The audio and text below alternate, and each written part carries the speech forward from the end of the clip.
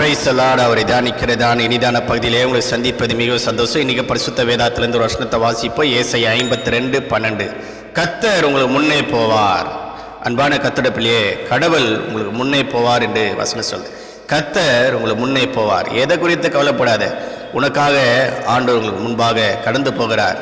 கடந்து போகிற தேவன் உங்களுக்காக என்ன செய்வார்? அன்பான கர்த்தருடைய பிள்ளையே, கலங்கி நிற்கிற இந்த காலையில் உன்னை பார்த்தாண்டு சொல்றார், கர்த்தர் உங்களுக்கு முன்னே போவார். முன்னே போகிற என்ன செய்கிறார்? ஏசாயா 45:2 பார்க்கிறோம். நான் உனக்கு முன்னே போய் கோணனான வழி செவையாக்குவேன் என்று சொல்றார். அன்பான கர்த்தருடைய பிள்ளையே, உனக்காக அவர் முன்னே போனி கோணனான வழியெல்லாம் செவையாக்குறேன் என்று சொல்றார். கரண்டு மூன்று பாதையெல்லாம் சமமாக்குவேன் என்று சொல்றார். பள்ளங்கள் எல்லாம் நிரப்பப்படுறார். ஏன் தெரியுமா? கடவுளுக்கு முன்னே போகிறார். 2வது பாவர் யாத்திராங்க 23:20 பார்க்கிறோம். இதோ ஒரு தூதனை உனக்கு முன்பாக அனுப்புறேன் என்று சொல்றார். உனக்காக தன்னோட தூதன் அனுப்பு எதற்காக? வழியில் உன்னை காக்கும்படி. அன்பான கர்த்தருடைய பிள்ளையே, இந்த நாள் முழுவதும் கர்த்தர் உன் முன்னே போய் உன்னை ஆசீர்வதிப்பார். ஆமென்.